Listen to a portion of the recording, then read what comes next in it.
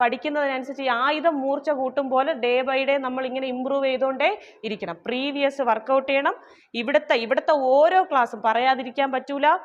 11 മണി മുതൽ 1 മണി വരെ ഇവിടെ പഠിപ്പിച്ചുകൊണ്ടിരുന്ന മികച്ച അധ്യാപകർ, അത് ആരായാലും ഇന്ന് വന്നിരിക്കുന്ന അധ്യാപിക ഉൾപ്പെടെ ഏതൊരു അധ്യാപിക ഇവിടെ പഠിപ്പിക്കുന്നത് നമുക്കതൊരു അസറ്റാണ്. ഇവിടെ ഇരുന്ന് 2 മണിക്കൂർ വായിച്ചിട്ട്, പ്രത്യേകിച്ച് അമൽ സാറിൻ്റെ ക്ലാസ് ഇവിടെ ഇരുത്തി പഠിപ്പിച്ചിട്ടാണ് പോകുന്നത്. വീട്ടിൽ പോയിട്ട് വായിക്കേണ്ട ആവശ്യം വരില്ല. കാരണം നമ്മുടെ മെമ്മറിയിൽ അത് ഓൾറെഡി ഫീഡഡ് ആണ്. അത് കഴിഞ്ഞിട്ട് നമ്മൾ ചിലപ്പോൾ അടുത്ത ക്ലാസ്സിന് സാറ് വരുമ്പോൾ ജസ്റ്റ് സാറാണെന്ന് കണ്ടാൽ ഉടനെ നമ്മളൊരു അരമണിക്കൂർ എടുത്ത് വെച്ച് ഒരൊറ്റ വായന വായിക്കും. ഞാൻ സാധാരണ ആ സൈഡിലാണ് ഇരിക്കുന്നത്. അപ്പോൾ ഞാൻ അവിടെ കൂടെ നോക്കുമ്പോൾ സാറായിരിക്കും. ഞാൻ പെട്ടെന്ന് ആ ബുക്ക് മടക്കി വെച്ചേക്കും. പിന്നെ മറ്റൊരു അധ്യാപകനാണ് രതീഷ് സാർ എന്ന് പറഞ്ഞാൽ, ഞങ്ങൾ വന്ന സമയത്ത് അദ്ദേഹം ഇവിടെ ഉണ്ട്. എപ്പോഴും കണ്ടാലും ഒരുപോലെ ഇരിക്കുന്ന അധ്യാപകനാണ്. അദ്ദേഹത്തിന് പ്രായമൊന്നും നമുക്ക് തോന്നൂല, ഡിഫൈൻ ചെയ്യാൻ പറ്റില്ല. എപ്പോഴും കണ്ടാലും സാറ് നല്ല ടിപ് ടോപ്പിൽ ഇവിടെയാണ് സാറ് നിൽക്കുന്നത്.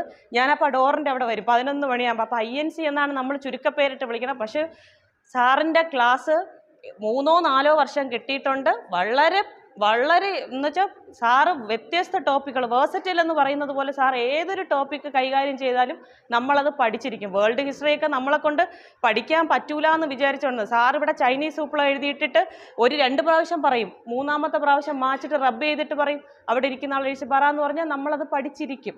അതാണ് ഇവിടുത്തെ ഒരു സിസ്റ്റം. ഏതൊരു അധ്യാപകരാണെങ്കിലും ഇവിടെ നിങ്ങൾ പഠിക്കാൻ വന്നിട്ടുണ്ടോ, നിങ്ങൾക്ക് ആത്മാർത്ഥമായിട്ട്, വീട്ടുകാരുടെ നിർബന്ധത്തിന് വരികയോ നാട്ടുകാരുടെ ചോദ്യത്തിന് മറുപടി, അതൊക്കെ ഇതിൻ്റെ ഭാഗമാണ്. പക്ഷേ നിങ്ങൾ ആത്മാർത്ഥമായിട്ട് ഇവിടെ വന്നിട്ടുണ്ടെങ്കിൽ ജോലി ഉറപ്പാണ്. പകുതിക്ക് വച്ച് നിർത്തിയിട്ട് പോയ ഒരുപാട് സുഹൃത്തുക്കൾ എനിക്കുണ്ട്. പക്ഷെ അവർ ഒരു ജോലി കിട്ടിക്കഴിഞ്ഞാൽ പിന്നെ പഠിക്കൂല. ഇപ്പം എൻ്റെ അടുത്ത് വിളിച്ച് ചോദിക്കും, ചേച്ചി ഒരു 5 മോട്ടിവേഷൻ എന്താ, നമ്മളിനി അടുത്ത് ഇതിൽ നിന്ന് മാറി വേറെ ഒന്നിലോട്ട്. റെയിൽവേയിലൊക്കെ കിട്ടിയ ഒരുപാട് ഫ്രണ്ട്സ് എനിക്കുണ്ട്. അപ്പോൾ RPF ആണ്. അപ്പോൾ ഫാമിലിയൊക്കെ കുറച്ച് ഡിറ്റാച്ച് ആകുമ്പോൾ അവർ പറയും, ചേച്ചി എങ്ങനെയെങ്കിലും സ്റ്റേറ്റിൽ ഒരു ടെസ്റ്റ് എഴുതണം, കുറച്ച് മോട്ടിവേഷൻ. കാരണം ഇന്നും ഈ ഫീൽഡ് വിടാതെ പിടിച്ചിരിക്കുന്ന ആൾ ഞാനും, പിന്നെ നമ്മളെ പോലത്തെ കുറേ മായ ചേച്ചിയൊക്കെ ഉൾപ്പെടെ കുറച്ച് ആൾക്കാരുണ്ട് ഇന്നും ഇത് തുടർന്ന് പോണത്. അങ്ങനെയാണ് ഞാൻ ഈ ലെവലിൽ എത്തിയത്. ഇത് എൻ്റെ ഒരു വലിയ സ്വപ്നമായിരുന്നു. കാരണം അഡ്വൈസ് ആവും എന്ന് കണ്ട ഉടനെ സാറ്, ഞാനിങ്ങനെ ക്ലാസ് എടുക്കാനായിട്ട് ഒരു ചെറിയ മൂവ്മെൻറ്റ് തുടങ്ങിയപ്പോൾ തന്നെ സാർ എന്നോട് പറഞ്ഞ്, ഇവിടെ ഒരു 2 ക്ലാസ് എടുക്കാം. പക്ഷെ അതൊരു ഭാഗ്യമാണ്. ഇവിടെ പഠിച്ച സെൻറ്ററിൽ നിന്ന് തന്നെ പഠിപ്പിച്ചിട്ട്, പിന്നെ എനിക്കൊരിക്കലും ഒരു അധ്യാപികയായിട്ട് തോന്നിയിട്ടില്ല. ഒരു ഫ്രണ്ട് വന്ന് നിന്ന് പഠിപ്പിക്കുന്ന പോലെയാണ് ഞാൻ വന്ന് എനിക്കറിയാവുന്ന കാര്യങ്ങൾ നിങ്ങൾക്ക് പറഞ്ഞു തന്നിട്ടുള്ളത്. പിന്നെ ഒരിക്കലും ഇവിടുത്തെ 100 മാർക്കിൻ്റെ എക്സാം, കാരണം ഓരോ ദിവസവും വ്യത്യസ്ത ടോപ്പിക്കാണ്, അത് കവർ ചെയ്യണം. എഴുതാൻ പറ്റിയില്ലെങ്കിൽ പോലും ആ നോട്ട് നിങ്ങൾ എന്ത് ചെയ്യണം, വീട്ടിൽ പോയിരുന്ന് വായിക്കണം, പരീക്ഷ എഴുതണം, ഒരു ദിവസവും മുടക്കാതെ വരണം, ഇടയ്ക്ക് ഗ്യാപ്പ് ഇടരുത്. എങ്കിൽ നമ്മുടെ ജോലി എന്നുള്ള സ്വപ്നം നിങ്ങൾക്ക് കിട്ടൂല.